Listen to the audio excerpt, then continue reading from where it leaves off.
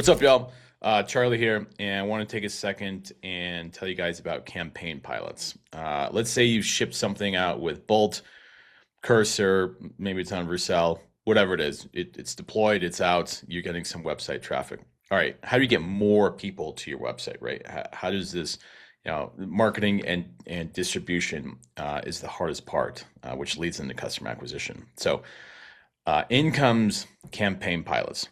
So let's say you've got Google Analytics, you've got Search Console, you've got Tag Manager, everything's wired up. Okay, now you're looking at the data on GA4. You go to acquisition, then you go to traffic acquisition, and you're looking at sessions. All right, cool. You're looking at the KPIs. Sessions, engagement rate, blah, blah, blah. It is so boring to talk about. Now, campaign pilots make sense of all of that data.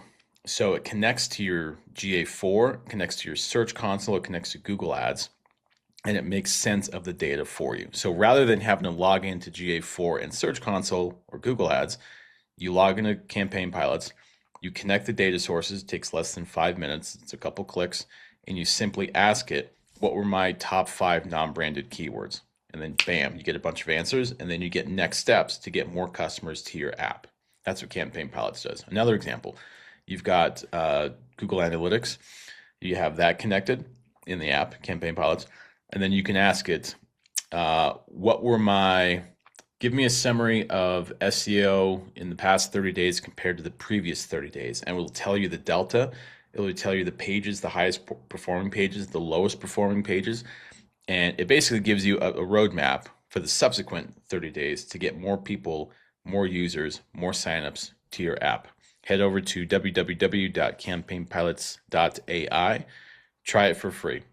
Thanks. I don't like it personally. I actually canceled my subscription for that reason. I just don't want to be served any kind of advertisement, and I don't want my data to be used in that way. There's two sides to this, obviously, right? At the end of the day, you're still taking something that was ad-free, an ad-free experience, and now you're going to start layering ads into it. They need to make money somehow. How is it sustainable outside of that? I want to see how smart the system's actually going to be in terms of grabbing the context. I saw something where CPMs are going to be pretty high. $60 CPM. Woo! Absolutely Holy insane. cow. What's up, everybody? Episode 38 of the Builders Growth Lab podcast. Coming back to you guys from our respective places. I'm in Denver, Colorado. This is Charlie. I'm the SEO guy. We've got Mallory over in SF. She's a branding and community expert, formerly Bolt.new, and currently now a very successful agency of her own. Congrats to Mallory. She's also our resident honey badger. And you've got Conor. Paid ads guy. He's had his own agency for quite a while as well. So give it a timestamp, Charlie. How many years? Pre-COVID, wasn't it? It's around COVID. Yeah. I just wanted to really test your knowledge was more than anything else. So.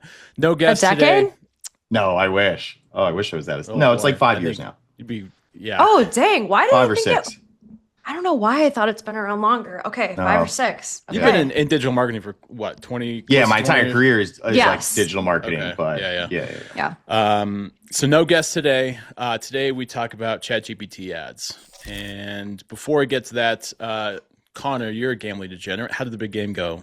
So, okay. So yeah, really funny. We were all texting actually, just for context here. Mm-hmm. By all of us, I mean us three, just for the listeners and viewers out there. But anyway, I was really holding strong, like right up till, and then Sunday morning came and I was like, you know what? I was like, I'm just going to go for it. Like, why not? Like I had a nice little check. Nice little check came in the mail from like someone. I'm like, I could have some fun today. So it wasn't too much though. So it was probably like $150 total, like collectively 6 different bets. Not bad. The dumbest bet I made was betting on the coin toss because on. That's what you said, Charlie. It was I know. you who inspired it because you texted me and you're like, you want to bet on the coin toss? I was like, that's actually not a bad idea. So I took $50 of the 150 and I was like, let's bet it on the coin toss. And I made it tails and I lost. And I was like, Yeah, I actually thought I was heads. I got all my predictions right. I just didn't put it in the text message, but I watched the coin toss and Nick's like head or tails. I'm like heads for sure. Yeah. Heads what it was. heads. And then I also guessed that the Seahawks would win, and that is in our group chat. So I actually won. I didn't win anything actually. what? Right. What you won. You Yes, won. quote, Yeah. Right. Yeah, I So won. listen, it wasn't the worst I've done. but I didn't hit any bet. I made 6 different You- bets and I didn't hit a single one. But before anyone judges me, okay, I bought a Super Bowl box as well, and I won that, and that was $250. So I That's ended dope. up like netting like $100, well, 85 after the $15 box. So Okay. I'll take a win. A win's a win. The scary thing is, and when I say scary, I mean just for how you guys can think or imagine it. So at the end of the month, it's my birthday this month. So we're going to be going to the Hard Rock in Hollywood, Florida. It's a casino. It's a casino built like a guitar, and Mhm. I'm not going to say a number. I'm not going to say a number, but I said it yesterday to Zoe, and she's like, "Are you serious?" I'm like, "Yeah, like why not? Like you gotta go big to win big." Yeah, and, just get after it. That's So what the if you addicts don't say. see me the following Tuesday after I get back, I've won. Or if you have like a shaved head or something. yeah, like yeah, or one shaved eyebrow. head, but let's just say I'll be on the pod, of course. I just probably will stop answering a lot of work emails if I win that big.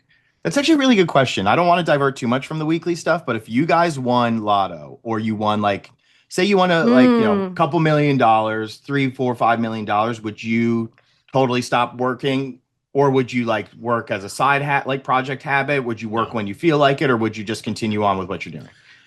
I would take 1, maybe 2 months. I already know Mallory's. I can just tell, but Yeah, I take 1, maybe 2 months just to try. Look, to me, that's not enough to just stop everything. No, so that Okay, said, but what if you won? 5 What mil? if you won?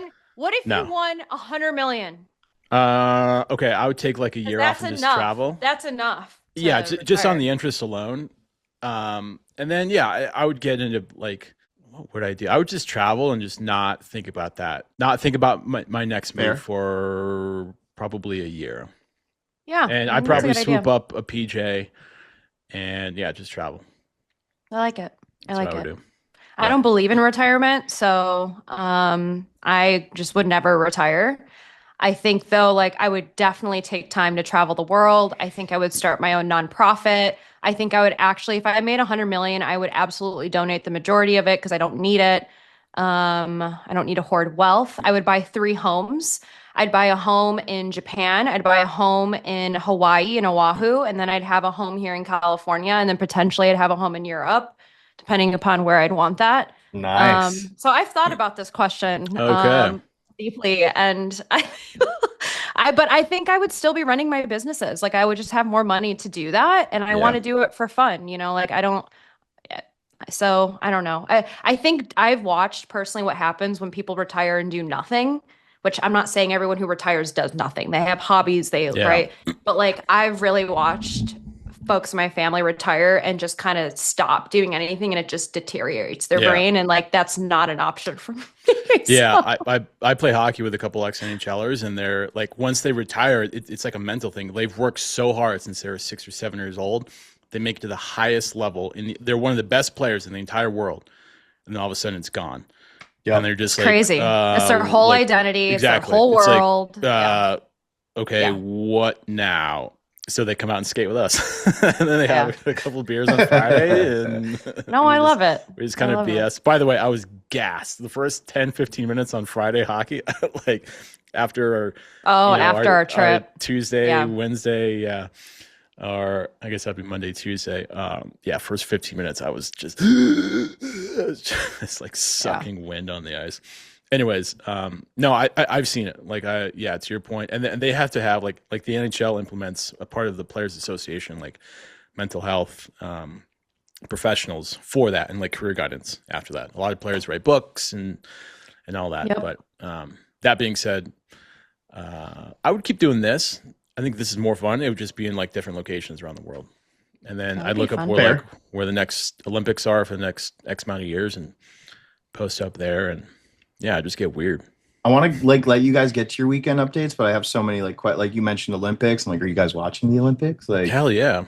Yeah. I mean, my Pretty cool. weekend's not exciting. I literally did nothing, so I don't have anything to say there. But I did watch the Olympics, and I What'd you love watch? watching Snoop Dogg come back every single He's a time beauty, for isn't he? the Winter He's a Olympics. I'm beauty. like, Oh, this he's a guy, beauty. he's just there, But He's such a bringing the fangirl. vibes. I love it. And like with the curling and Yeah. He's great. Let's see. I saw Lindsey Vohn's Oh my complete sort of gosh. Oh, slip up, which is super unfortunate. Crazy. And it actually started the conversation with my husband of like, okay, you have like a serious injury, and it's the last Olympics that you could ever participate in your life. I think like we had this interesting debate where I'm like, is it smart for you to like perform and compete when you're in that state? And Nick's like, no, I would put everything on the line. Like, I don't yep, care, right? Like I that's the would. sort of mentality he has. Yep. So that's the question for you guys. Like if you were in that sort of, you know, if you were in that That situation, like what would you competition. do? Yeah. And Charlie, it I seems like you're like, it doesn't matter. Like absolutely. even if I'm gonna Yeah. fuck up my body, I'm gonna Yeah. compete no matter what. You've trained your Yeah. whole life to get to that point. Who's the track runner who like shredded his hamstring during a sprint? I think it was in the Mm. early 90s, maybe. And he was just running, and then all of a sudden he just falls, and he's like screaming on the track, and he just got up, and you can see he's like crying. He's like, yeah, I trained my whole life, literally my entire life, to get to this moment. And he gets up and he just like hobbles to the finish Yeah. line, and everybody's like cheering like that. That's Yeah. what, like, you can't let that Yeah. stuff. To me, it's easy to say that as I sit in my ass in this chair with a mic in my hand. I just found it wild, But right? I Like, would again, go. I would absolutely do it. yeah, see, it's like I don't know. Like for me, it's kind of like listen, Lindsey Vonn too, right? I think it's also different because didn't she win like gold medals in 2013 or something? Like, didn't Yeah, she she's a win? Like beast. she's already had hers. Yeah. And listen, I'm not, you can't take that passion and fire out of an athlete. And Charlie, you definitely can relate to that. But I think it's also like, hey, like if your ACL got jacked up on a run, it's like, and you've kind of I already been there and know. you've done it. Like maybe it's not, but I guess again, it's hard to tell that to an athlete who's so Yeah. 100% passionate about what they passionate. want to do. And it's like, Yeah. but it just Yeah. ended so disastrously that it's like, this is the only reason we're having the conversation. She was medevaced out. Like what I was it, her know. tibia? Well, her Like, leg broke completely, I believe.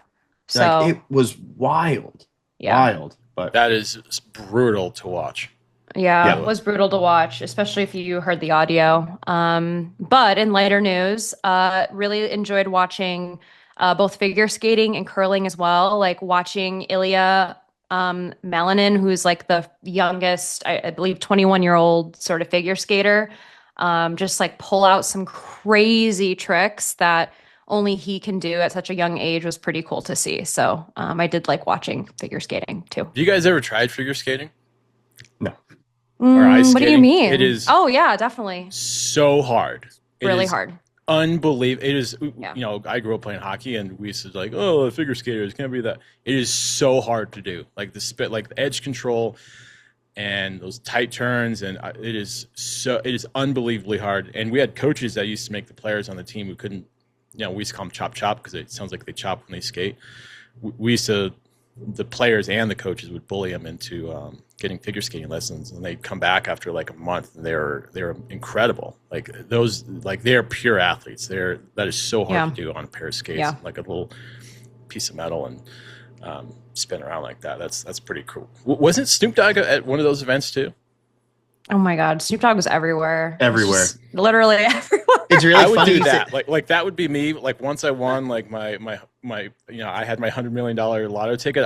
I'd be You'd just be buddy everywhere. up with Snoop Yeah, Dogg. I mean, Yeah. that's a bucket list thing to like smoke a J with Snoop Dogg. Like that's up there. And go to the Olympics. Yeah, yeah. Smoke the J is just, I think that's like the top one. But it is. Have y'all? Okay, so men's hockey starts, I think, Thursday. I think it'll come down to U.S. and Canada. Are isn't you it guys? usually? Swedes are really good. Finns are really good. U.S. named a kind of surprising, in my opinion, captain, but I mean, good for him. He's a captain. He's a kid. He's like mid-20s. He's in Toronto. Wow. But I was hoping it was this Kachuk kid. He himself is like a bulldog. Anyway, he's a power forward. So that's I think their first game. They're playing Latvia. I want to say it's Friday, but men's hockey starts Thursday. I've been watching some luge, some curling, some Curling yesterday. It was Curling's Italy dope, huh? and USA, and it was like I like the Olympics. I'll watch them, but it's kind of more like background noise if I'm doing something else. And I was so invested in this curling match between Italy and USA. So it's like there was a show coming on, and she's like, "Oh, do you want to like watch?" It was Next Level Chef because we really like that too. But I'm like, no. I was like, we need to finish watching this because they kept going back and forth. I've never been so pumped for curling in my entire life. It was exhilarating. Sorry, Charlie. I had to just say that. They go ham on that thing too, like on the Dude, like nuts. when they scrape it, like that. That's got to be such like a hard like arm workout and like shoulder workout. Yeah. No, that's And there's a lot awesome. of just like communication happening. Yeah. God, It's funny because God. yeah, they like Yeah. finish it though, and the guy's like going over with his bottle of water. He's like, and I'm like, how are you out of breath from that? But it's Give like, me a meanwhile, break. Have you put tried me it? up there, and I'll make it like halfway down and be like, no more, no, I'm Yeah. good. I can't. Do you guys it. know why? So they do the throw or the slide, like whatever they shoot. I don't know what it's called. Why is it that some can Well, just it's like they stand up bend. and It's like weird. They bend and then it's they like a yoga a whole pose, thing. like a lunge, Yeah. right? But Yeah. But why Or is a it lunge. 2 people versus just one? Like somehow I don't know. That's what I was curious about too, because sometimes one person will like shoot it out, and the other person sweeps. Sometimes you have the same person who shoots it out also sweeps. Like Yeah. I don't Oh, understand interesting. how that. I don't know how that works for that. It's Something to honestly learn. really weird. I don't know. Nick's like, should we do this? I'm like, where do you even play curling? Like, where? Like, You can do that at ice rinks. at ice two rinks, of the okay. two of the yeah, not at That makes sense. gymnasiums or not at like Lifetime Fitness or obviously, an ice obviously, rink, yeah. an ice rink. Yeah. So at 2 of the rinks here around Denver, they had curling, and I know I never did it. Some of the guys that I played hockey with tried it. They said it was pretty fun. By the way, can you guys hear the heater that I have? Yeah. You can? Yeah, a little All right. bit. It's like All right. buzzing. It's like a No, little. no, no. All right. I don't really hear it. I'm going to turn it off. Hang on. By the way, the audio in the last episode, we're keeping this in for everybody. The audio in the last episode sounded like really good, despite one mic and 3 of Yeah, us. it did. Yeah, it wasn't bad. Yeah, it was kind of weird actually. I was like, wow, this sounds pretty good. All right, hang on one second. I'm going to mute Yeah, myself. you're good. You're good. Go to the bathroom while you're at it. Mallory, you're just out here just, I have Bad just closing Bunny. things left and right. Oh, Bad Bunny. That was great. Wasn't that it? was great. It Well, was I have so Bad good. Bunny's music stuck in my head right now, but it was a wonderful performance. I mean, it's historic. It broke records, right? I think it's like the highest viewed Super Bowl Was it? performance of all time. Yeah, I think. Oh, I mean, yeah. look, like Bad Bunny's international. Bad Bunny is not only sort of very popular in the U.S., but popular in so many other countries in the world, especially Central South America, right? So, like, imagine getting that viewership, right? It's just that like you're not tapping into those countries for like the majority of the Super Bowl. You know what I mean? In terms of the guests that they're bringing on, so I could see why. He's just, yeah, I feel like he's been #1 on the charts for a long time and has like a very sort of international solid fan base. So not surprised to hear that he broke records, but I felt like it was just a really wonderful way to unite people during this time. And yeah, I mean, it was a really cool performance. So Yeah, I thought it was I really loved watching it. Yeah. I thought it was pretty cool. I thought it was funny how he was in Happy Gilmore 2. It's the caddy. Would you like breadsticks? It's the caddy. Yeah. Yeah. Mhm. Yeah, he's also, funny. Paige Spranick is in that. Just saying. And had to have been, like, I say this against just sitting on my ass here in front of this computer. That had been one of the most boring football games I've ever watched. That was brutal. Oh yeah. That It was terrible. unless it's you're pretty a Seahawks fan. Like to me, that just really like exemplifies like how good Tom Brady was. I mean, he would just pick apart the guy. I mean, he could just thread a needle 40 yards just right in a guy's wheelhouse. I mean, he was pretty incredible to watch. But that game was brutal.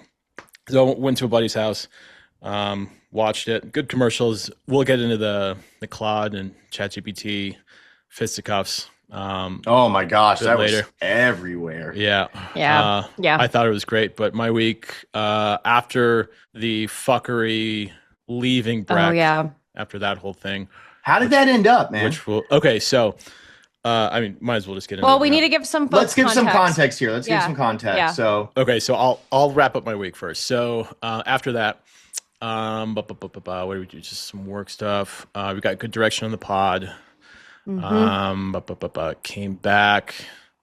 Yeah, played hockey. Austin's mom was in town, so that was nice. We went to a nice dinner. nice. They went to a cooking class. They had it scheduled, and yeah, just watched Olympics. Super Bowl was Sunday. My buddy moved into a new place, so congrats to him. Shout out Frenchie. Austin made ribs. Man, they were mean too. So good. She knows how to cook up some food, man. She Yeah, throws she down. does. Yeah, she throws down.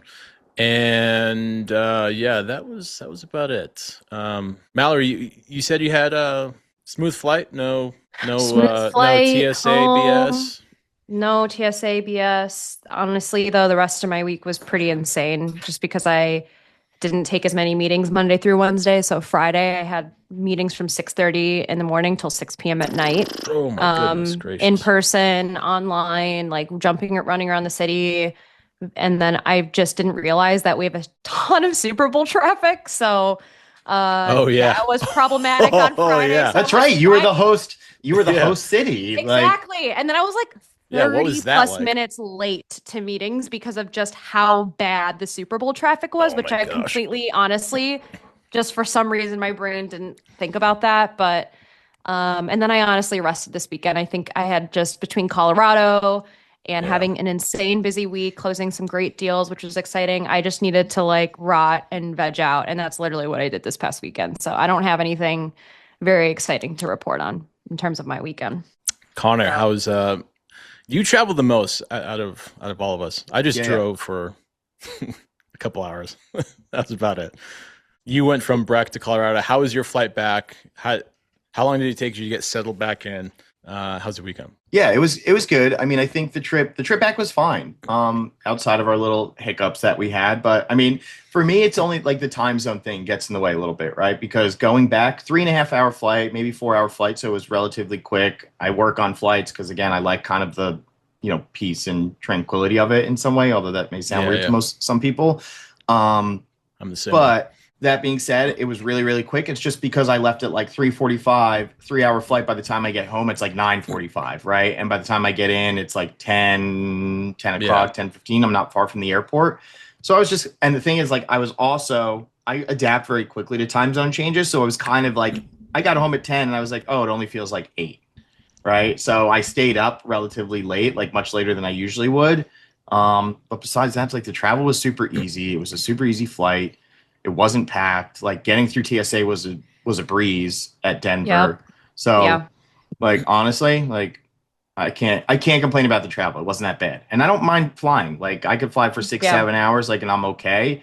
The only thing for me is like I should do this more is like people get up and they'll walk like up and down the aisle and I don't do it. And I'm just getting to the point where I don't do that. if I either. sit, like my spine and my I back know, is just hurts. compressed and my lower Yeah. back will kill me for like a day Ooh, where I can't like work out. Like I need to like walk around a lot and like bike so I can like, yeah. basically stretch it out and like warm it up again. But it was a really easy breezy trip. Like I can't complain. Do you do yoga? I don't. We've talked about this. I hate yoga because I Oh, can't. okay. I'm not flexible, and that's the only reason I don't like it. Is because it's That's why you it's gotta painful, start. but that's why you have That's to do why. it. Correct. Yep, It's that's like why. trying to take like a band that's really tight and like stretch it out a little bit. So I need to do it more often. I know. Helps with sitting for so long and just mobility in general. Helps your Yep. It's helped my hips so much. my hips have gotten tight since COVID. Well, since I started my company, but no, it's great. Breathing, you're just everything. It's awesome. I will Anyway. do it Yeah. soon. One day soon. So we had our trip in Breck, and some BS happened at the end. Give me 1 second. I'm turning my heat. Go. Continue your story, Charlie. I'll be right back. Okay. 2 seconds. Okay, Mallory, you were sitting in the back seat. Okay, so for context, Yeah. we're all packed up. We're leaving. All right, cool. I think we got a little bit later checkout. We had done everything. Oh, and by the way, we didn't really. This is like a Breckenridge recap. So dinner was great. We talked about that. We had, yeah, I didn't mention one of us on this call is not married, kind of a slob. So one morning, I'm sitting checking emails, and Mallory comes out, and she just kind of laughs, and I was like, "What?" She goes, "There's just a bowl of wine in the sink." I was like, "Oh yeah, that's right. There's a salad bowl of wine." Yeah, that's my bad. No, I mean, I'm the one who broke. I mean, the cork was already broken. I tried to fix Corky it. wine. Yeah, the cork was after I had the wrong opener. So, yeah. So just future reference, I'm not married. Not yet. I'm not married. So, my parents used to say I'm not housebroken. So, that was cool. And as we leave, we're all packed up. Cool. We took a picture. That was a good final picture. I took a left turn, and the fucking liftgate alert is like going off on the dash. I'm like, okay, let me just pull over here real quick, close it, or I thought, and I'm driving a 2025 Wagoneer. Like, really calling them out, Charlie. You really just... Oh yeah, you should. Like this gave me poopy pants for a bit, but I got over it. It's basically like the Chevy Tahoe, but it's the Jeep version to fit the whiteboard. And oh, by the way, before I get into that, the whiteboarding. I did not expect whiteboarding to be like that, like in depth and comprehensive. And hell of a job, Mallory. That was fun. One of those. That first night, I was in no condition to do a whiteboard. I think I was just. That's okay. No, I'm supposed to be like just traveled, and we had dinner, and I don't think we would have been in the right headspace to do that. But it's funny because I told these two about, how much I love to whiteboard, and not just for work, but like I like to just whiteboard personal stuff too. Even with my friends, I have photos of like them coming over, and we're just like whiteboarding like our life goals for the year, and it's just like silly, right? Like so. I think they were a little I don't know if skeptical is the right word, but I think we're just sort of questioning what that would look like. And we didn't know what to expect. Like I didn't know what to expect. So we did the pod, which is great. Yeah. Campaign pilots, which is awesome. And I think I just ripped a J. Like, Mallory, I can't do a pitch. Ripped a J, and then I just ripped into Charlie. Who took the leftovers? It was like, that's what it is. She just bullied me the whole, like, Mallory, like, the spirits have got me. What do you want me to say? I can't do Give me your 30-second pitch right now, Charlie. The spirits have got me. I can't fucking do this right now. But it was fun. Well, that makes it fun. You know what I mean? That's what makes it fun. Somehow we got through that. It was awesome. So all that to say, we had to take the white, but the reason why we got the bigger SUV from Chrysler, the Jeep Wagoneer, is because we had to fit the large whiteboard. And looking back on it, I was a dum-dum. What I should have got was the rolled up, like almost like a drywall. Oh, like You just like put it on the exactly. Yeah. I should have fucking got I didn't even think of that. And so, learning experience. I now have a whiteboard right over there, just in a box, just chilling. Yeah. So we had to put that. So fast forward, Wednesday morning, pull out of the condo, take a left. The trunk is open. Go outside, close it. Or I took another left, right in front of a stop sign. The fucking trunk is open. This time Connor's like, "What the fuck?" And he like gets out, and he's like, and he closes it. I'm like, "Oh, dude, that's not closed." And he's like, I can feel the vehicle kind of move. He's like trying to close it and slam it. It's not closing. So basically, the rear trunk, the lift gate is not closing. So the vehicle will move, it'll shift gears, everything works, but the lift gate will not close. So I go outside. I don't know, Mallory, like what you're thinking at this point in the back seat, like who these two dummies, like they can't even close a freaking lift gate. Like what's going on? I left my door open when I got honked at, which I would have honked too. And we're like on a back street in Breckenridge trying to figure this out. We have to move from like a kind of main, it's a back street, into like a parking lot and just figure this freaking thing out. One of the sensors was off. Wasn't that the air, Connor? Like the sensor, it's like the sensor wasn't working to like catch whatever was in front of the lift gate. It kept saying there was something obstructing the lift gate camera. So you're saying Daimler Chrysler had an electrical issue? Wild, right? Shocking. Freaking wild. Shocking. Peel me off the Chrysler. Floor. Thanks, Chrysler. Peel me off the floor. Okay, anyway. And I made some calls, figured it out. And the guy at Chrysler, the guy at Enterprise where I rented it, super smooth, great to deal with. He was like, "Oh my gosh, I'm so sorry, I'm so sorry, I'm so sorry." Like, dude, look, it's not your fault. It's freaking Chrysler's fault. Yeah. It's such a shitty vehicle. I still do not know how we found an Uber driver from Denver in Breck, like during a Wednesday morning at like 11:30 a.m. That was so lucky. Hitched a ride back, got it figured out. Y'all made your flight. Enterprise charged me like $12 for everything. They refunded almost everything. So, good. Yeah. As you should. Yeah. You should. What a pain in the ass. Yeah. So, and then the tow truck driver called me. You guys obviously were in the car. Called me as we were buzzing down the mountain, and he's like, "Oh yeah, okay, this happens like all the time." I'm like, "Oh great, okay. I wish I would have known that before." I mean, then also like, why do you like maybe put these cars aside or something for now because maybe, like, it's causing recall? so much. Well, definitely do a recall. Like if it's causing your customers so many problems, and you have to like constantly get the car towed, like that seems like it doesn't seem like that is profitable. I don't know. It's not. It's for me too. It's also like, why not put like an actual manual way to close it, or at least put something where you could. The fact that there was nothing to even like tie rope to like latch it to something in the trunk is like, if you guys know this happens, like you need to put something in there that at least manually you Shouldn't can there be be like, an all override? right, like something like. And then come on, guys, it's 2026. Like, and then Mallory said something like the dash heads it up was like flickering. It was like flashing. glitching. Yeah. And I was like, we're getting the fuck out of here. Like, look, the power steering could go out, the ABS brakes could. It's a freaking Chrysler. We're getting the hell out of here. Yeah. So I'm glad we made that decision. Yeah. And as I was coming back from Enterprise, I was like, man, I should have just taken my 4Runner. Like none of that bullshit would have happened. Like those things are made for the mountains. Anyways, hindsight's 2020. Well, look, you handled it really well, and I know we've already said it, but saying it on the pod, Well, thank you. Connor and I were on the side sort of talking, and Connor's like, I would literally, like, as Charlie was sort of on the phone trying to, figure out what to do. And Connor's like, I would just blow up right now, I think, if I was in this situation. And so I think that, remaining calm during a stressful, situation that is out of your control is a great skill. So good job, Charlie. Well, thank you. Very much. I appreciate that. I look over at Connor, he's just like, I wanted to scream for you, Charlie. I was so ready to just yell at the agent on the phone. But it's funny.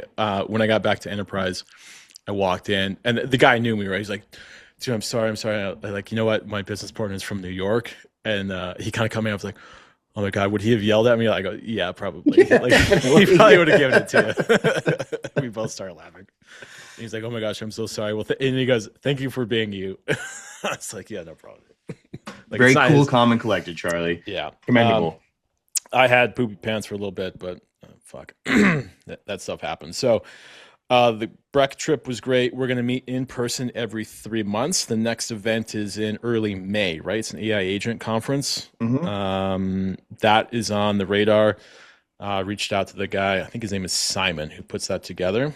Maybe we can put something together with him. Yeah, I mean, I think I'd love to find a way where we can maybe rent a room of some sort and just do a bunch of interviews and maybe do a few episodes. And so I'm excited to plan for that. Yeah, that'll just be cool. Sit down and rip, hit record, and just go. Okay, I think now we can get into some ChatGPT ads. Let's do it. Out of the way.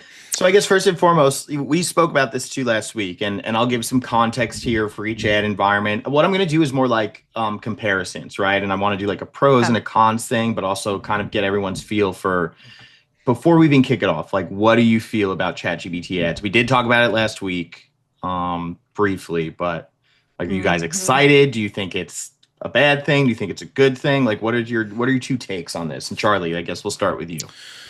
I don't like it personally. I actually canceled my subscription for that reason, like just to see. I purposely waited until yesterday morning, so the day after the Super Bowl and all the ads ran. I don't like it. Cancel my subscription. I was waiting for something to say like, oh, please don't leave. Here's half off for a year or something like that. They didn't actually do it. They being GPT. I mean, My background is SEO. That being said, I don't really trust Google results, obviously. So these ads, I don't like it. Okay. Mallory, Yeah. how do you feel? I mean, first of all, I will say, I mean, like the commercials themselves from Anthropic's side, I thought were brilliant and They're super well great, huh? played. I Yeah. think they were great. So that aside, I will say I've canceled my ChatGPT subscription, and it's not like in reaction to these ads per se, or sorry, the commercial. It's more so like I use ChatGPT for both personal and professional things, and I just don't want to be served any kind of advertisement, and I don't want my data to be used in that way. I think more importantly. And so there's that. And then When quite did you cancel? frankly, I canceled last week. Okay. I will the first thing that got me thinking about it, just to back up a little bit, is a few weeks ago, Scott Galloway, who is a podcaster, brand marketer, Brilliant. NYU Yeah. professor, Dude, lets it Brilliant. fly. has his own Holy podcast, smokes. but joins Kara Swisher each week to talk about all things tech in business. And their podcast is called Pivot. But Scott essentially sort of has created this entire website to kind of protest against the biggest companies in the market right now and cancel subscriptions, just because we know that and I won't get too political, but our administration essentially reacts, and administration and corporations react to mass cancellations in terms of subscriptions. And so ChatGPT was on that list. Mm. And from the little I know, without getting too much into politics, I don't like Sam Altman's sort of alignment with the Trump administration. And so just all of these things, right, is what just made me be like, you know what? I'm canceling my ChatGPT membership. And now I moved over to Claude. I have my entire sort of company set up on Claude. So, and quite frankly, I will say, I think it's better than ChatGPT. It Like I haven't, usually is. It's better reasoning, so I think. it's better in general, Yeah. which I was like, that enough is a good enough reason for me to move over, in addition to all this stuff that I kind of just Yeah. mentioned, Have you right? tried the new Opus? I have not tried the new Opus yet. Doesn't it Not. just default to it? It goes I to think if you're unpaid, it 4.5. typically defaults to it. Oh wait, You- I'm on you have to- Sonnet 4.5 right now. Okay. If you try 4.6, Oh, that was the new release. I'm kind of getting ahead of myself. That's in last week in AI is the two releases I of see. the new I models. see. Okay.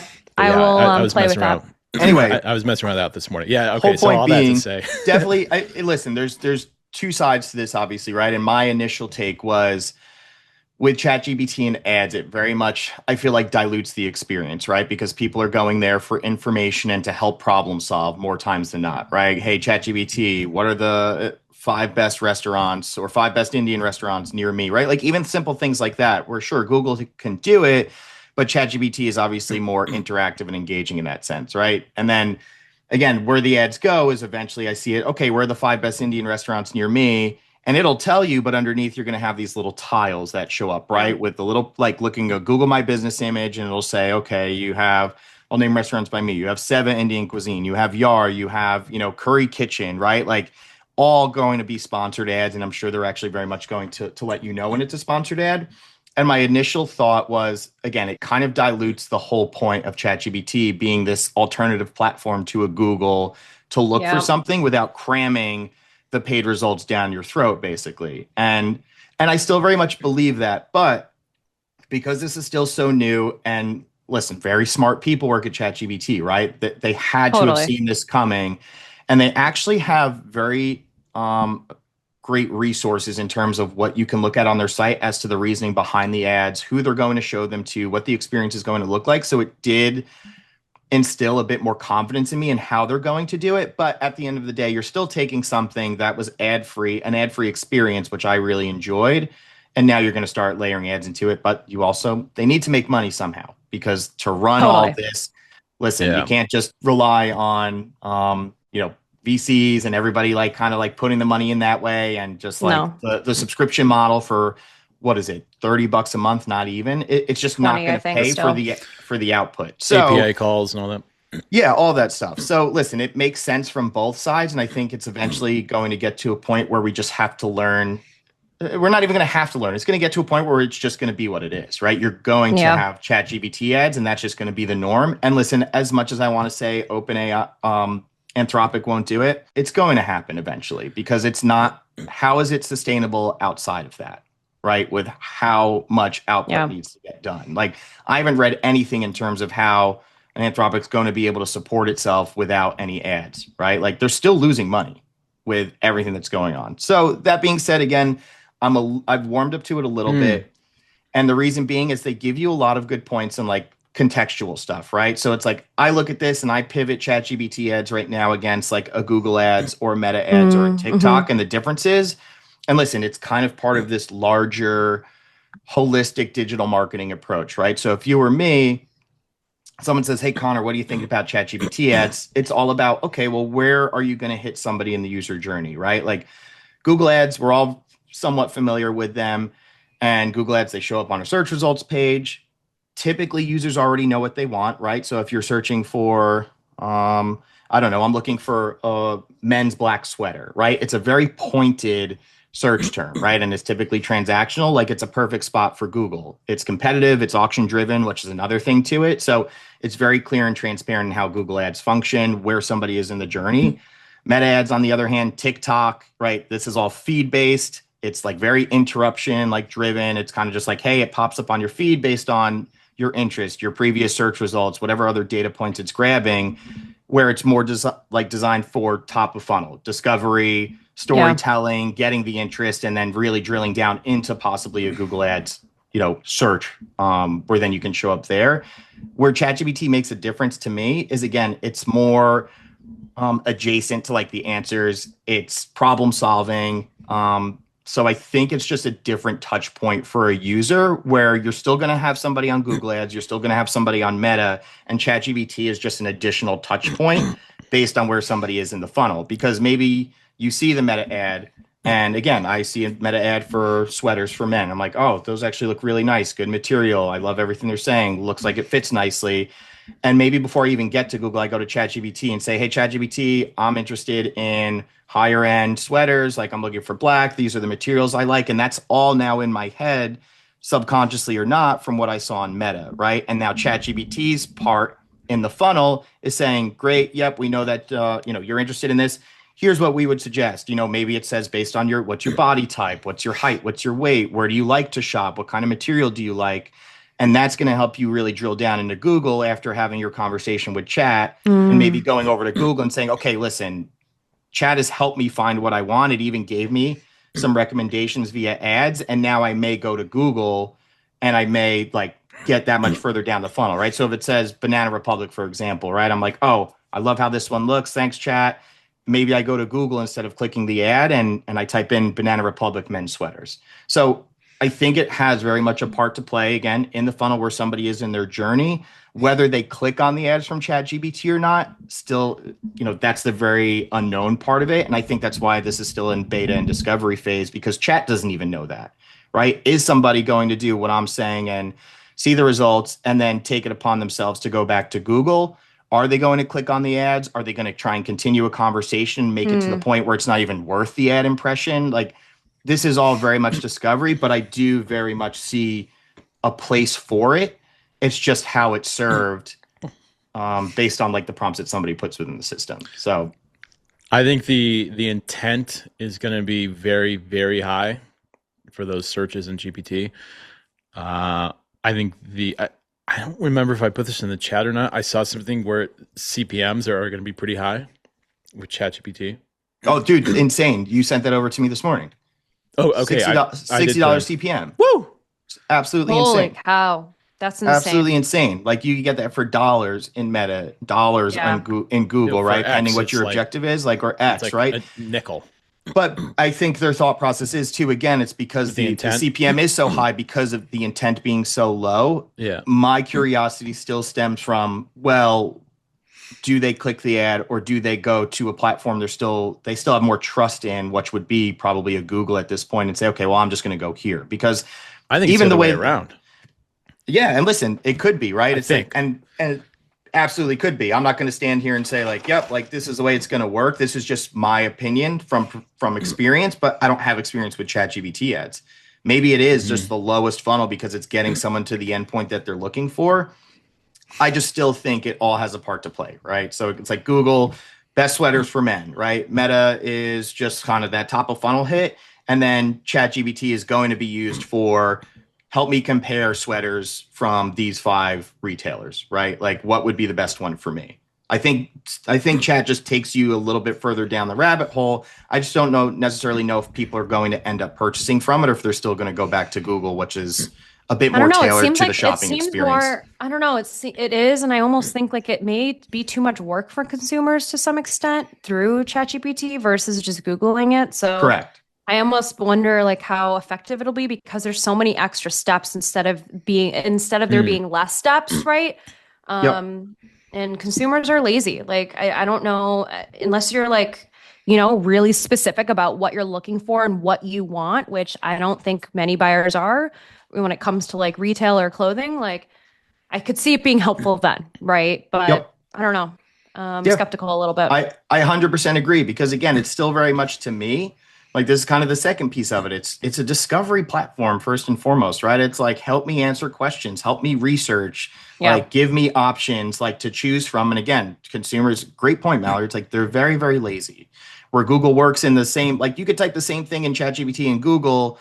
And the nice thing right now, and again, it still remains to be seen what Chat does, but it's like Google will show you all of your shopping options at the very top if you're looking for something. And it's just the one click and it's done. Again, Chat seems a little bit more outside of the research stuff, like additional steps in order to get to the endpoint you're looking for. So that's where I would sit with that. Do you think it's more based on the user as opposed to like, oh, very much so. Give me absolutely. The best pizza places in Queens, and then like local results versus I mean, like again, I don't know. I honestly I don't trust Google just from being an SEO. I mean, you put keywords and title tags, meta descriptions, first 100 words of the page, and website structure, all that. Like you can, not so much anymore, but you could manipulate results, especially at the local level, because it's 10 times easier to do it. Yeah, but the argument or debate here, Charlie, is you don't trust Google Ads results because it's a pay-to-play space, or you don't trust Google in general in terms of. I guess I don't trust Google in general, just because I know it's pay-to-play in SEO. Like,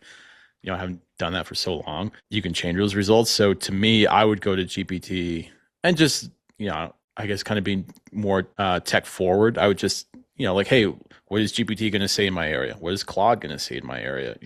And listen, I think it all is very user based, and it's also like, what's the search intent, and and they have this all documented, right? Like, how are you showing me ads? Like, when are you showing me ads? And it's all contextually based, right? So if I'm on, let's go over to the pizza now, right? And if I'm like, hey, I want to know.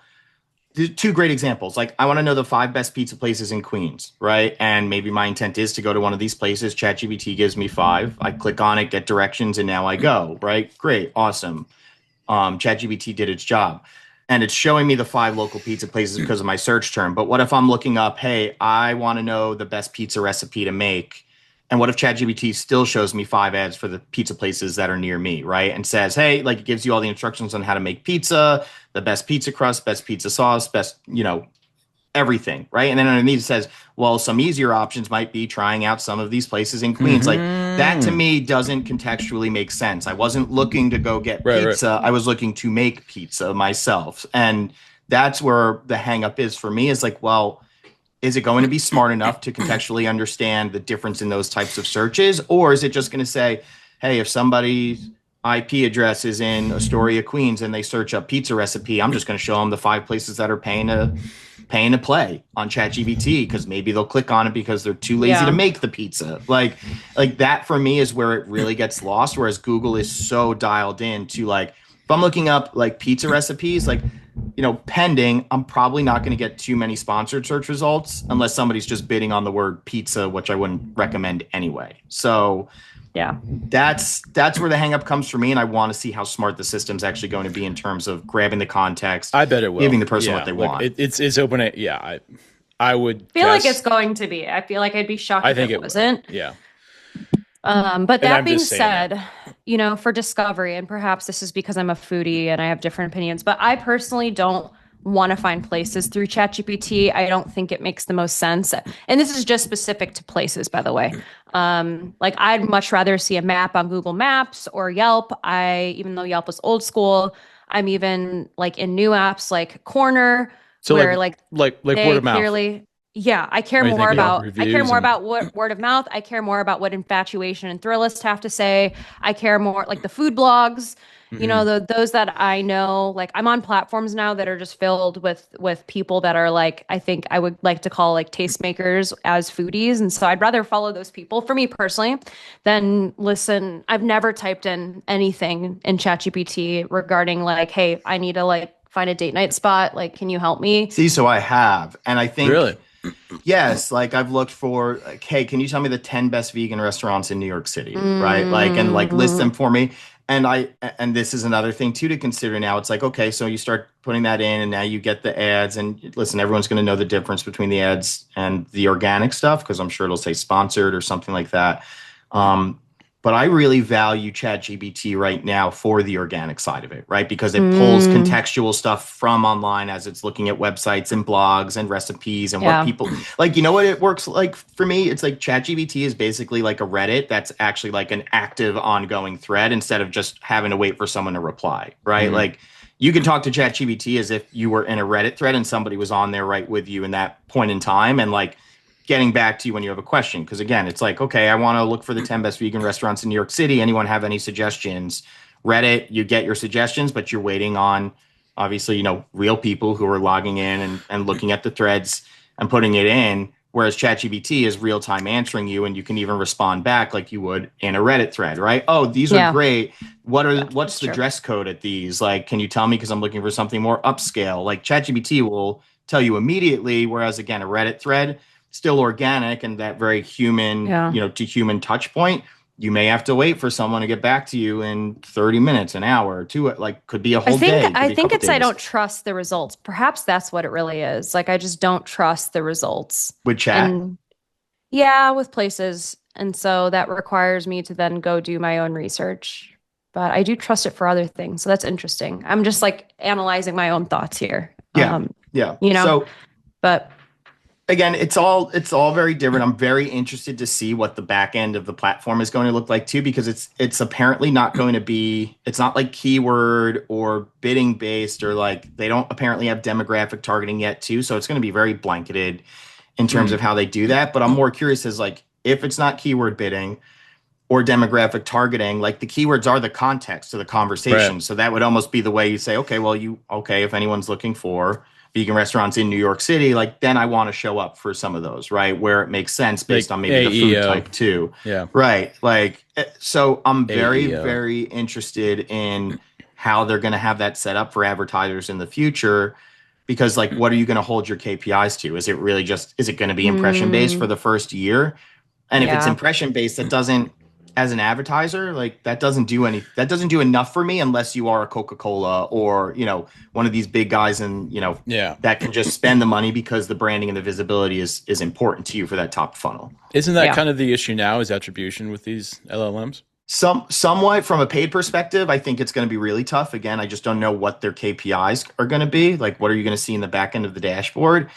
I think from an organic standpoint, platforms have gotten much more sophisticated in regards to picking up on entry points from LLMs. Like you can go into GA4 right now, look at refers and ChatGPT, like they'll show up. OpenAI will show up. Anthropic shows up. If somebody gets to your site Will it from, have like perplexity and like yeah, other yeah, browsers do well? oh And I yeah. have like conversion and purchase value. I mean, it has to be a thing too, especially in the world of AEO, right? And like that, like how content is just driving a lot from, SEO perspective too. Like Mhm. people want to know how much am I getting from LLMs? And even Charlie, as much Mm, as you're outside of the SEO space now, it's like there had to have been a point in time in the last year and a half, 2 years where you're working with somebody and they're like, I really want to know what traffic I'm getting from LLMs. Yeah. So Hmm. it's doable. It's just I don't think it can get down to the the search query, right? Or the prompt that got them to that point. And that to me is kind of the key component. That's the But Kesef, yeah. Yeah, but does that also now start violating privacy issues? User like does it get too deep into that, right? Because Google does the same thing. It's all keyword intent, but you're not seeing like entire like long like prompts or anything. It's typically just the search terms, right? And I think it gets a little hairy if you start including that, right? Like, because what if I have a one long prompt where it has a question in there, the results show up, but maybe there was something else that was a little bit more private to me or should have been more secure, and now that shows up in the ads dashboard for ChatGPT, and they're like, oh, that's like again, they're not going to tell you exactly who it is. The IP address won't be coming through, but still, it's Yeah. to me, it's a little on that fine line of how much information is too much information to pull into a dashboard like that. Interesting. So, do you remember? Let me back up. When did you first start messing with Google Ads? Oh, like 10 years ago, 15 years ago now. Like most of my career has been really working in Google Ads. And listen, that's evolved over time too. Yeah. I was just going to ask, like, how do you see the first 6 months of you doing Google Ads back then versus like, what do you think is going to happen with GPT ads here? Yeah, that's tough because I think Google Ads was definitely a little bit further along when I first started using it than like where Chat is, where it's, again, it's very cool to me because I'd love to get in there the second they give you a dashboard. But the way in which Google has shifted over time it's apparent, especially from a privacy standpoint and targeting standpoint, right? Because more and more, this isn't even that long ago. What was it, 5 or 6 years ago? Like the privacy stuff with Apple when it comes to targeting, Meta went through the same thing. Like you can't target based on certain demographics anymore. You can't target based on certain interests anymore. There's a lot of restrictions around it because everything is very, it's security reasons and purposes. And it's also kind of like pulling levers that shouldn't really be pulled for certain reasons. So I have seen Google, the first 6 months of Google wasn't difficult, but you definitely had a lot more opportunity in terms of targeting because they would have all of these layers you could put into an audience, right? You could say, okay, again, black sweater or pizza or whatever. It's like my keyword is black sweaters for men. And I can also now layer in targeting for an affinity audience of people who have been shopping for clothing in the last 30 days, right? And what you used to be able to layer into it even further was like, you can still do it in some capacity, but it's like male, female, age, location, like all that stuff is still there, but they used to have a lot more options in terms of what you could layer into the targeting to really dial it in. And they've all but those are gone. A lot. Oh, wow. Yeah, it's all gone. What was a ROAS then? It was like 12-1. So, and that's a good question too, because ROAS expectations used to be much higher than what they are now. And there was kind of this come to Jesus moment. And again, this wasn't too long ago where we're with Meta, with Google, not so much. Google's just king at this point. Like Meta had the introduction of TikTok and Snapchat and X, and all of those became competitors of Meta more so than Google because it's just search versus social platforms. Yeah. I don't know, because I think I would argue that for TikTok specifically, for younger people, it has become their own search engine. Like they are looking for recommendations. Yeah. They're looking for content via TikTok. But I would agree, Google is absolutely still king. But you do see, you are seeing at least like some sort of consumer behavioral change, especially with young people and how they discover and look for things. Yep. And they don't trust it with platforms like Google versus a TikTok. Yep. So. And that's a really good point too, Mallory, because it's always going to change, right? Like the audience, it's not the platforms that change, it's the audience that changes and what they like and what they trust and where the credibility lies. And it's like, okay, so TikTok, became big? Is it 5 years ago now? During COVID. It was basically, it was so 5-6 years now. So yeah, during COVID, it blew up. And now you're starting to see that shift, but think of the people who were on TikTok 5-6 years ago, maybe they were 12 and now they're 18. Right. Yep. And in another 4 years, they're going to be 22 and their buying power increases. Right. And the decision making power increases. And that in turn now makes TikTok a more powerful platform for advertising and for shopping because you've built the credibility with your audience for the last 10 years. Whereas Google is, more funny. I say this in Google is your traditional search marketing, which is insane. Right. Like I remember calling traditional search marketing, put an ad in the newspaper, right, or the yellow pages, and that's how people will get in touch with you. But guys, we're getting old. We're getting old. That's just how it is. But it's definitely audience changes over time too that I think have a big part to play in this. And even with ChatGPT, so getting back to the main component of this, ChatGPT is rolling out ads regardless, right? Doesn't matter how much people hate it or not. Yeah. They're going to figure out a way to make it work because, again, for them, it's going to be a big, big, big boost from a monetary aspect. And the people who start using it or looking at it initially, and again, call them 15 or 16-year-olds, right? Like if they're looking at it, if ChatGPT continues strong, doesn't fold, they're still using ads, those 16-year-olds 10 years from now are going to be, hey, I go use ChatGPT for my shopping, man. I use ChatGPT for everything, right? And that's where the ads are going to have more power in terms of placement, and that's what also helps elevate the ad platform. So it's very different. Pending, Charlie, to answer your question, Google over the last 10 years has changed dramatically, and it's constantly changing, right? Like how much can they put Gemini in there to help update and optimize ads for you, to create your ad copy and content to be more contextual based on the searches. So it was just a much easier setup and easier ROAS to get initially, just because of how much you could layer in on the targeting. Interesting. So what are you going to tell your clients this week? That's a good question too. I haven't had any ask too much yet, right? Like you always have I have a few who kind of poke and prod, of course, like because it's AI. I had one actually last week, and I said, just wait. I said, just wait a little bit. Like before, listen, you can't do anything anyway, but I don't want to jump on the train just for the sake of jumping on the train when it is available. I definitely want to see a little bit more in terms of how it serves, what the KPIs are. And again, because I just think initially this is going to be a very big play for big brands who are all about impressions, right? And that's kind of it. I look at it as the same way as, remember when CTV first came out, like streaming television ads? Oh, yeah. Like Hulu, like you could buy ads on Hulu, but they weren't really giving you much in terms of your reporting. So the only people who were buying Hulu ads were like Ford. And, it's like because all they cared about was the impression. They don't care that somebody clicked something and bought. They're just like, hey, this is my top funnel. This is how I gain, visibility and brand loyalty and blah, blah, blah, blah, blah. And I think Chat is going to very much work and follow the same suit, because now CTV, I can buy ads for just my zip code 11106 for connected TV.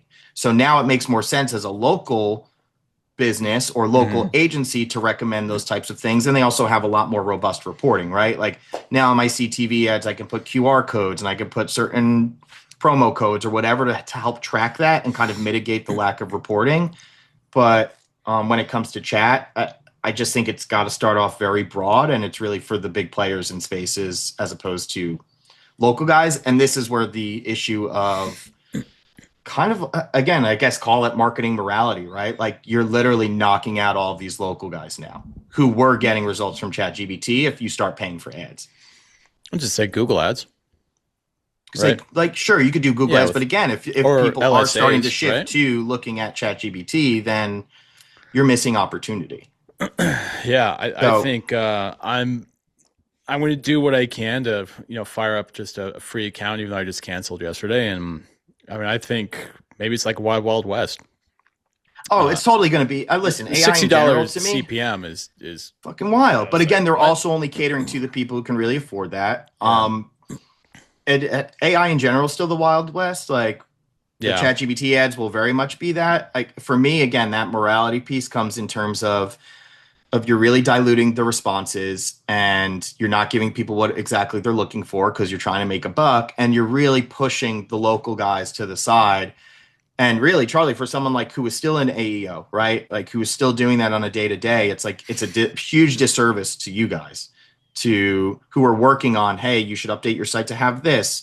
Make sure your GBP profile is up. Get on Reddit. Get on all of these other areas, like so you can help build that, visibility up for an LLM, and now you're just getting outbid. Doesn't matter what you do, you're just going to get outbid. I think service providers / agencies need to have this in their toolkit, need to have this as a service offering. Otherwise, you'll just get buried by somebody else who will offer it. So, absolutely. So I think that changes for service providers. 100%. Yeah. And to me, it's not so much like I don't want, like, there's going to be a point in time in the next year where I'm going to have to do ChatGPT ads. Like, it's going to have to do it for somebody. Yeah. And Yeah. they're not going to care. It could. Absolutely could. So it might be a nice way to do some discovery around it. I'm still very hesitant until I'm able to like get my hands on a report or look at a back end Yeah. somebody else's setup. Or Yeah. again, if they open it up to, boutique agencies, which I am, it's like get on a webinar or get on some calls and start like learning how to use it and leverage it. Because I used to do this. This is how I would learn. I just jump into a platform and I start clicking around, right? And I'd be like, all right, like That's whatever. what I did, and make mistakes. And, you're getting yelled at by people because you click the wrong button. And it's like over time and as I've gotten older, I've learned it's like, you know what? Like, sure, that's a fine approach. Like, and you can definitely learn that way, but also taking your time and like learning from others and how they do it best, is probably the way to go about this, especially for ChatGPT. But will very much be in the ads platform. Like, listen, I was looking all over yesterday. It's like, where can I get into this thing? Like, I want to see it. And I just think because it's still in such beta phase, they're not rolling it out to anybody and everybody. They probably have select partners that they've said, hey, you want to jump in here and use this. So, So what advice, Conor, do you have for our founder listeners with ChatGPT ads in general? Yeah. I think pay very, very close attention to it, right? If you're already in the ad space somewhat and you understand how Google and Meta and TikTok and all of these other platforms function, keep a very, very close eye on your metrics in correlation with what you see in analytics. Because if you start seeing, once this really rolls out, if you see a little less from your Google or your Meta or your other platforms, look at your analytics and see if you're getting more from, even if it's referrals from ChatGPT, right? Like I would say that's probably the most important thing. And if you do, like, obviously it's your sign or everybody's sign. It's like, start getting into the space and start thinking about it. I just think we have a little ways to go when it comes to smaller, businesses at the moment, but just keep a close eye on how everything's performing. Where in GA4 is it user acquisition? Yeah, it would be like traffic acquisition or user acquisition. Okay. You would look at it and look under, so don't look under, I don't think it's source, it would be medium. Or it would be campaign. If you were running ads, it would be campaign, but it would be medium if you were looking for it, because your source would be refer, your medium would be what refer sent the person over to your website. Or use campaign pilots. Or use campaign pilots, and that'll definitely uncover it for you. So all right. Free swipe up. Okay. I like it. What else is that? I think that pretty well covers that. It covers it. Yeah. Again, listen. On Tuesday morning. We're going to keep talking about this. This is just the beginning, right? Yeah. So this is going to be something that we continuously tap into. I'm giving you the paid marketing guys aspect of it, right? And where it kind of falls in the funnel. And again, really good use cases. I just think it's very early. I don't think it's meant for businesses, at least that I work with. If you guys are out there working with, again, these conglomerates and giants, like absolutely, like try and get your way, wiggle your way in there, excuse me. But the last thing I will say too is, even with chat, I think it's going to be a very creative driven type of ad space too at some point. Like, because the way they do it right now, what I've seen is it looks very much like Google My Business results. And I don't think that's enough to really motivate someone to click. Like I think like with top 3 results. Yeah. Like GBPs. Yeah. Okay. That's kind of how, if you haven't seen it, it looks like little tiles and it gives you like a little description of the website and where to go to, like, and just click on it. But I do think at some point in time, the best way to leverage this is going to be from a creative standpoint, like what you're able to put in front of somebody in terms of what they're actually looking at, not just reading. Is that like Facebook ads then? A little bit. I think it's going to be like a hybrid of both. I think you're going to get a little bit of Google in there and you're going to get a little bit of what Meta does. And again, it's just going to be more long form and more contextual and engaging. Interesting. Okay. We'll definitely keep an eye on it. And we will talk about this as episodes progress as well. For sure. Cool. Thanks for letting me talk on that, guys. And rant and rave. All right. We'll have Ian, or maybe we won't. I don't know. We'll see. Oh, you know what? We will do. What are you going to have Ian do? You're going to have him cut me out? Actually, you know what? I got to tell Ian to do like the pre-recorded like segments, like the start and stops, whatever you call it. There was a word for it. I was going to ask Mallory if you could do the intros for that. You did a good one for Poopy Pants last week. She's like, fuck off. All right. Okay. I'll do one if you want. Do you want me to sing? I'll fucking sing. I will belt this fucker. All right, guys. We have. Okay, fine. Let's do it. No, I wasn't being serious. Hey guys, Connor here with Builders Growth Lab. If you're looking for a way to stay up to date on the latest news, trends, topics in AI and marketing, look no further. Visit us at buildersgrowthlab.ai and sign up for our newsletter today. In it, you'll find quick takeaways from our latest show, as well as simple tips on how to market your app. That's buildersgrowthlab.ai. Sign up today. Our next segment, you guys, is the best segment called Poopy Pants. Yo, you had Wow. some Okay. All right. what do they call that? Vibrato, yeah. Yeah. That's Vibrato? that thing. I have been watching this guy. I think he's an Irish guy. This is so off topic. He's an Irish guy. I saw him in an Irish pub. Teddy Swims. Do you know that name, Mallory? Teddy Swims. Yeah. Teddy Swims. Yes, it's This familiar. guy's an animal. He sings a fucking awesome song. Okay, I will text it to you when we're done. But speaking of, Okay. yeah, that kind of voice like reminds me of that. This guy, he just belts it out. Oh, and by the way, this reminded me during the Super Bowl. Speaking of crazy voices, I love a good national anthem. I thought that was a pretty good national anthem. It was. Have you ever done the national anthem, Mallory? I haven't I mean, I can sing it, but I've never done it for like an organization or anything. I've never opened up in that way. Or That'd like be fun. That would be fun. That's kind I'd of be down. heavy, huh? I thought, oh, man. I mean, I can sing it. Obviously, you can sing it, yeah. Okay, I anyway. sing really heavy stuff. So like the Oh, do you? national anthem is like not. Yeah, imagine singing like busting out Ave Maria at a wedding where at a funeral where Goodness everyone's gracious. crying. I sang that at my own grandpa's funeral, which I could not keep it together at the end. I Oh, started man. crying. Jeez. So what I'm trying to say is like, You I got can it. sing You got it. Yeah. Okay. Yeah. Okay. Mallory's great intro. Poopy pants. I've got a good one. I'll go first. As I get settled and nested back here in Denver, get in my routine. I go to the gym every morning by like 7:30. I like to just get the blood going, get a good sweat going first thing, just wake up because I feel so sluggish if I don't. I buzz over to a Lifetime Fitness. I hop on a stationary bike and I just pedal as hard as I can for about 20, 30 minutes. I cannot fucking stand when people do that and they don't wipe off their bike.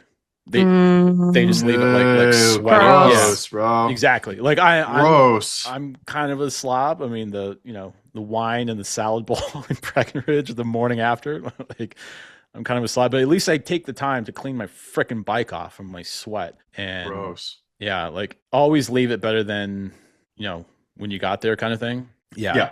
There's some disgusting animals that That's a live good one. lifetime. Yeah, Yeah. I can't freaking stand that. And then I just go and shower and sometimes I'll work out of there. Anyways, I cannot stand that. So you kind of see it on like the flat bench, like lifting.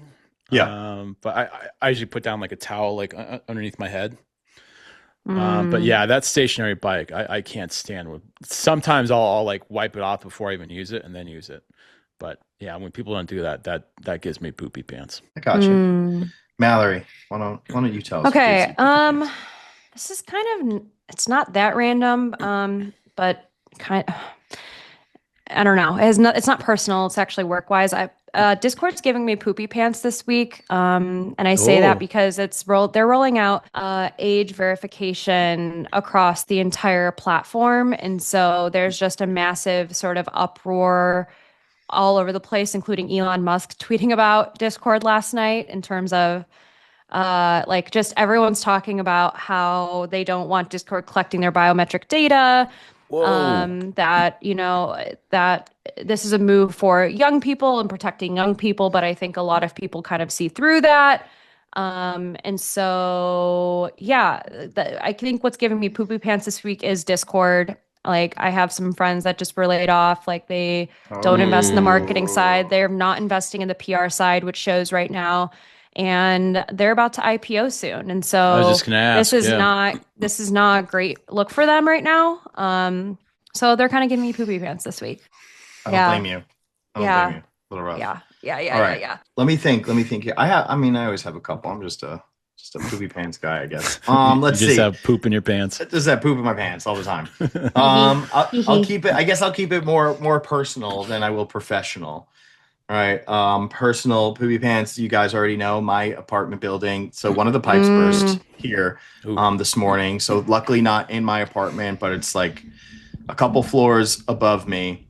I don't have anyone above me though. It's just our like shared rooftop, so that's nice. So I don't get any of the leaking anybody else has got.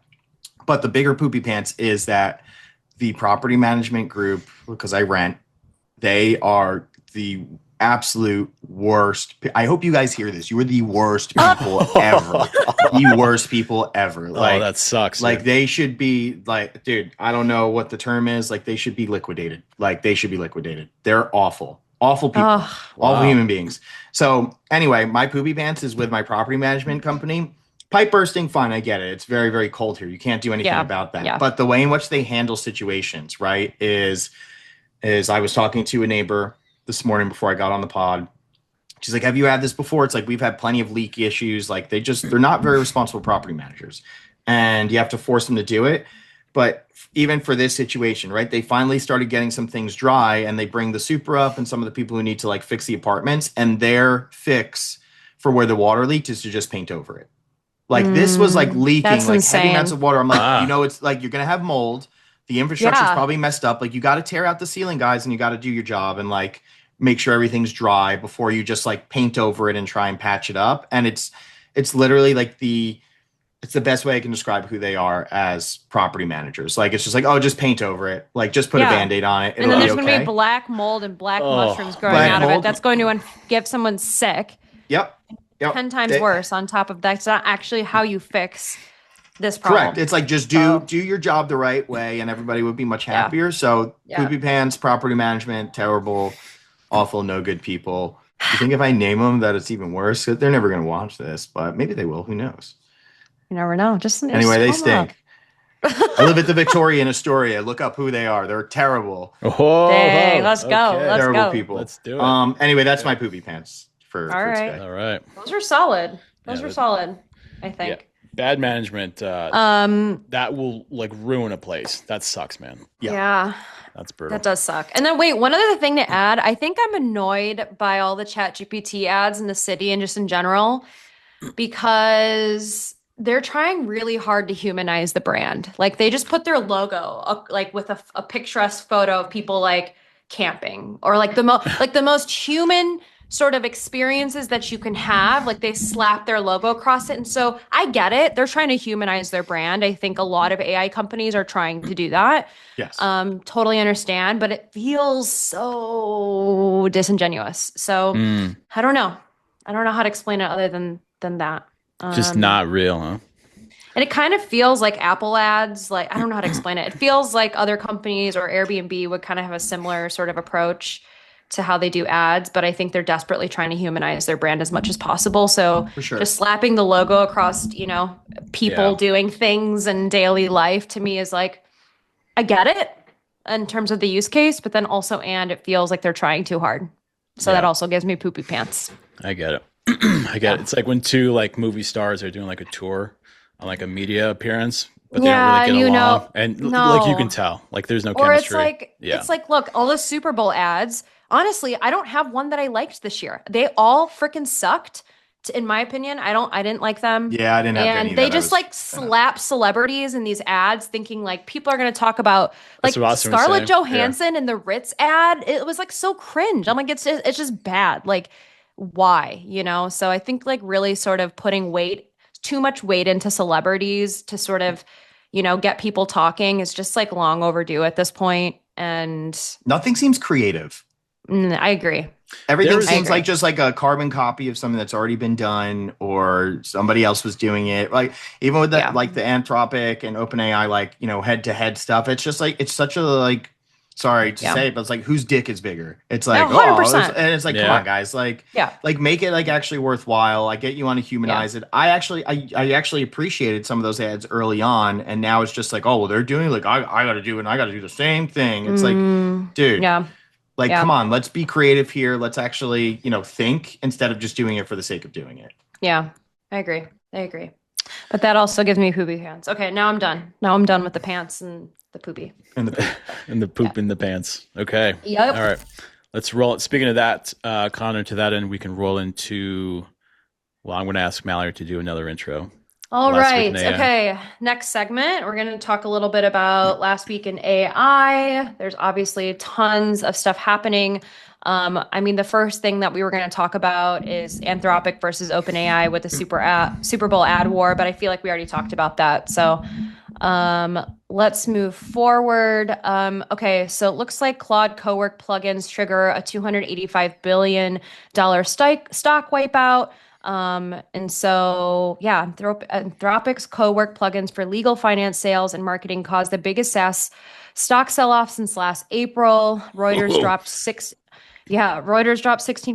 LegalZoom nearly 20%, and Goldman Sachs software basket crashed 6% in a single day. And so is AI sort of replacing SaaS, or is this sort of like the DeepSeek style overreaction that's happening in the market? What do we think? I think it's a correction. I think an incumbent making a move, and I mean just crushing, crushing some companies. That's scary to me. That's fucking terrifying. It is, and there are a lot of layoffs happening across the industry right now, and mix that with what's happening there, and it is scary. It is scary because we don't really have answers to how we're going to support those that are, losing jobs because of AI, right? Like we don't have a solve for that. So it is scary. It is scary. All right. Next up, we've got Claude Opus 4.6 versus GPT 5.3 Codex. The model arms race is heating up, you guys. What's with the same week drops? Like, is that like intentional? I would think yes. It is. Right? It is that a silly intentional. question, but I would think so. Would you guys do that? So would you guys do that like Bolt and Lovable? Yes. Like if Lovable drops something, or like not even Lovable. So for example, like I think Bolt just did a marketing moment around Opus 4.6 very recently, but like the second that a new model drops, a lot of the vibe coding tools or even AI tools in general will then sort of use that as a moment, right? Because they know it's going to get a lot of buzz to market themselves as well. And saying like, well, now we're going to be supporting Opus 4.6, right? And so there's a lot of that happening, but I will say like there's a lot of, oh, well, they just dropped it this week, we got to push it out this week too. Like there's a lot of that happening in the AI space with the big guys, with the smaller guys. So yeah, that's a thing. That's a thing. Okay. It's really, it really is like an arms race. Like it truly is, at least from like my own experience behind the scenes in the vibe coding space, definitely felt that way. It just makes you feel like arms race. I feel like, you just have a bunch of people like in a little lab or somewhere for both. And they're just like, they just don't know what they're doing. They're like, they're all pulling Charlies. They're staying up until 5 a.m. listening to music. You're like, yes, we got to write the code. How dare you? Gotta do it faster. Besmirch my Castlevania music. All right. Oh, it's great.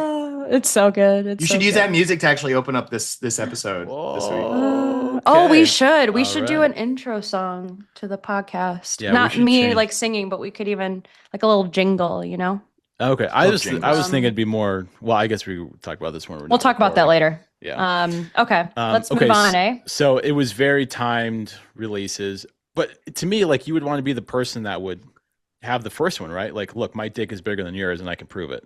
Bam, it's on the table. Yeah. Like you want someone to lead and not react, right? Yeah, but then like someone else is going to kind of come in and take a bite of that lunch because they have the same technology or similar type of technology, and it's just a matter of positioning it and how it's actually going to be used in the product. Like that's. So that being said, too, Mallory, to tap into like your brain when it comes to the content and the messaging around that, do you think the winner of this, the week to week rollouts typically comes down to how they've presented it? What do you think that doesn't matter? I think so. It does and it doesn't. It does and it doesn't. Like I think it depends on, look, if it's for the everyday consumer, I don't think it matters as much. But if we're talking about like the AI tech bros or those that like are, inherently online and sort of following this, like, I mean, I don't know how much it even changes for them because I think so many of them are just still in a place where we're testing out and we're kind of using everything. And if a new update happens on this platform, I'm going to go test it, but I'm still going to use this other platform. Right. So like, I don't know. I don't know what it does. And I think maybe going back to what I said earlier, maybe it does help shape or reshape sort of the consumer mindset versus like those that are like, in the space. And are attached to everything that's going on. So Interesting. and I also think it's like the markets, Yeah. to some extent. But anyhow, Kind of I don't random know. question here. Have either of y'all used Codex? You know what? I I have not. didn't. I did not. I know it's an option, but I haven't used it. I haven't used it. Connor, yeah, No, I haven't even used I it. used, No. I used to use Cloud Code. Exactly. Yeah, Cloud Code is like my Yeah. go-to. Yeah, Exactly. it's great. It's great. freaking awesome. I've never had like, a big enough problem with it where I'm like, I'm done with this. I'm going to go try Codex. Like, Exactly. I'll put it to you that way. I would Yeah. at some point. I just like Cloud Code does what I need it to do. So I feel like it's easier to use. Plus, it's like a thing now that I feel like this community knows that Sam Altman will just steal your shit. do you feel like at this point too, and I think a lot of them do this, but it's almost like OpenAI sticks out specifically with this question, with ChatGPT. Like, do you think they're trying to do just too much at the same time? Like, it's like, hey, Yeah. like you're just rolling Yeah. out, like, dude, Because this is they've just raised so much Yeah. money. And like, to your point earlier, Connor, it's like at some point you got to figure out how to make money, like massive amount at scale. And so I do think to some extent it feels kind of messy. It feels a little it does. messy. It feels like AI know, slop is AI slop. Because Like, end it's of just- last year, we were talking about the fact that they were kind of going and revisiting the foundations of their product and really sort of kind of stripping back, a lot of the sort of new things that they were planning to do this year. Maybe ads is still a part of that. I don't know, but I feel like it's kind of back and forth. But you have to be. You have to be in this market. That's the problem. With how many people are out in like how many companies are in the space competing for the same stuff, like it's just kind of you have to. Yeah, which it's like for the sake of doing it as opposed to doing it right or nailing it Yeah. down, right? It's like, Yeah. hey, this is our newest feature of, whatever. Yeah. It does. It just seems like just like throw as much shit at the wall as you Yep. can. What sticks, what doesn't. Oh, well, who cares? Next one, like, let's go. Which, again, I value that kind of work style sometimes, but I think when it's something like this, Yeah. it's like, even for me, this is overload. Like, this is like, guys, like, you haven't perfected half of the things you've rolled out. Like, you should probably go back to that first, and then, sure, go ahead. Like, roll out all of your updates that you want. But All right. Okay. So let's see. Next up, OpenAI launches Frontier, an AI agent management platform. This is kind of OpenAI's answer to Cowork, which is funny because we're talking about the back and forth of sort of the big guys in the space. So Frontier lets enterprises build, deploy, and manage fleets of AI agents with memory, audit logs, and performance dashboards. So it looks like HP, Oracle, Uber, State Farm are already early customers. This is the agents as employees sort of future now becoming the infrastructure. So yeah, I guess like I'm not surprised to hear this news. Let's say no, that. it doesn't come as a shock. I still think it's very like I look at that and it's almost vaporize 50% of entry level jobs like sticks out to me, and it's like yes, it will take entry level jobs like it already is to some extent. I just don't know if it's as catastrophic as. And listen, that's what gets headlines anyway, but I just don't know if it's going to be as catastrophic.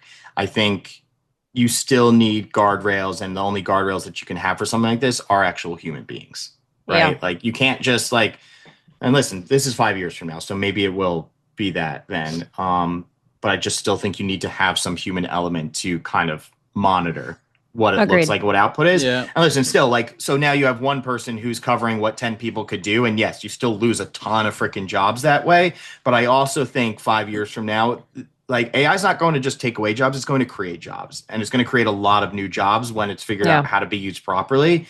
And I just don't think that's the other side people talk about. And I don't know what those titles are or those positions or what it is, but you're going to start seeing a lot more departments and titles that have AI in it across the state farms of the world. And I think that's where the balance kind of comes into play. And no one really talks about that just yet. I think that's smart. And that's a good call out too. I think it'll make entry-level jobs not more valuable. I think it'll make them better. I think it'll make them robust. I think it's better for people entering the market or like first jobs out of college, whatever it is. Not just great. to Not learn, great for kids in college. It's not great. It's hard to find jobs just out to of learn college right now. AI, like just to have that skill in your tool set. Because look, you will get replaced. It's just I Like think it's going to if you be, don't know it, like yeah, yeah. I mean, I 100%. think it's going to definitely be required that you have some sort of knowledge or experience using it for I entry level positions in general. So, yeah. yeah. By the way, I've seen. By the way, yes, I'm just gonna mention this. Is that me, Connor? That was rubbing the mic. Yeah. You were Or messing around with your mic like a few times, and oh, then was it? I heard like that. Giving you I was poopy like, all pants? right. Yeah. I see you're holding it today. It's not on Yeah, its yeah. usual stand. So No, I just like the yeah. I do the I do that move. Anyways, I've been seeing on LinkedIn too that I think it was Elena that posted something that Elena Growth at Lovable that some companies have on like a job description, like vibe coding, use Bolt, Yeah. use Lovable, Yep. use like whatever it is, like that's like a Yep. skill now. It's not Yep. exactly That entry is, level, but no, but um, it is, it's it's been a helpful. thing. It's been a thing. I think there's that, and there's like the go to market engineer. So, you Mm, mhm. know, someone who isn't technically the most actual, like they're not actually like the most technical engineer, but they know how to use the product and vibe coding products to then market said product. mm, For example, like if you're working at Bolt, you know, and we need to build like a whole landing page for an activation, mm, instead of working with the engineering team, it's like you have someone on the team. You have a go to market sort of engineer to like essentially build and launch the page, et cetera, et cetera. So I think we're seeing a lot more of that too. But to Connor's point, there will be, I think Connor's right. Like there's going to be a lot of other roles that pop up. And we just haven't, I think companies haven't figured that out yet, and how like AI really sort of like, what is the role that AI even plays in the company and the product? And then like, how do you actually rally a specific team around that? And what does that look like? So Yep. mm. yeah. Interesting. Yeah. Okay. Cool. All Cool. right. Last news announcement here. SpaceX acquires XAI in a $1.25 trillion mega merger. This is the largest merger in Goodness history. gracious. Elon's pitch here is that data centers in space that are sort of powered by solar energy to solve AI's insatiable power demands. SpaceX filed for 1 million satellite launches. Critics sort of call it vaporware to inflate valuations ahead of a June IPO. Mm, Either way, the AI sort of energy problem is now mainstream conversation, which like it kind of has been for a minute.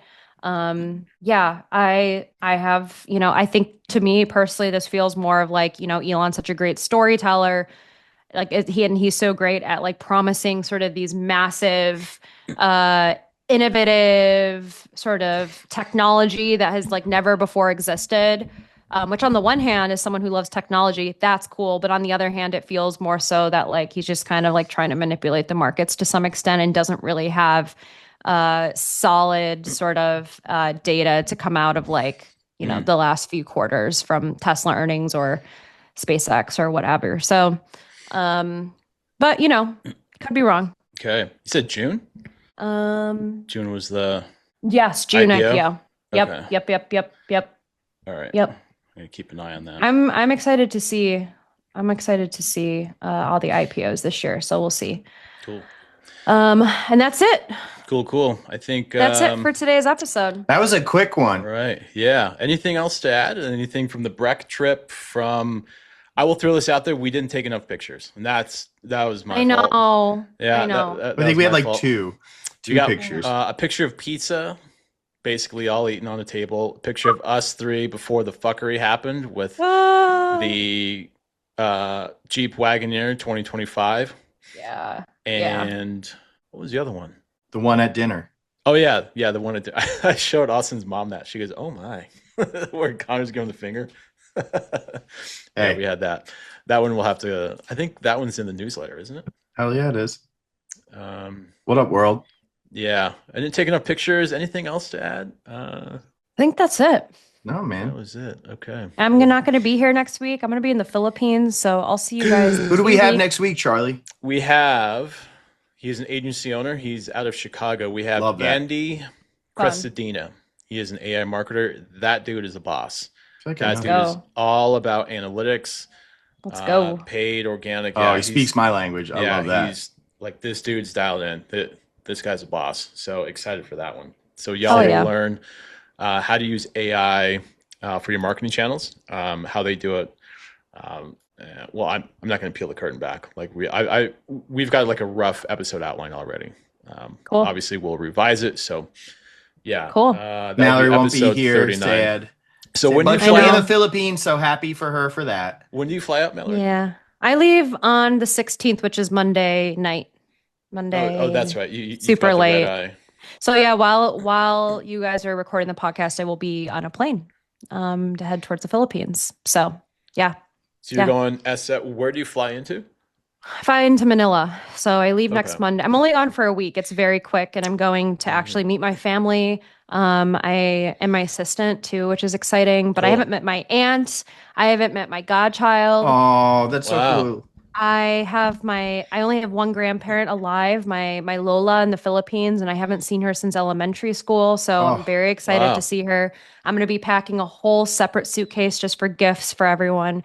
And I'm going to be also giving away a lot of my clothes and just other things that I know they'll appreciate. So Cool. I'm literally That's awesome. bringing a massive suitcase so I can give away a ton of gifts. But yeah, it's a quick trip, but I'm excited. I haven't been since I was 2. So I will report back on how Enjoy that it. goes. Yes. when I Safe get back. travels. Yeah. Take thanks, pictures. guys. Take pictures, safe travels. That is it for episode 38 of the Builders Growth Lab podcast. Catch us on YouTube, LinkedIn, X. Like and subscribe. Peace. Peace, guys. See ya.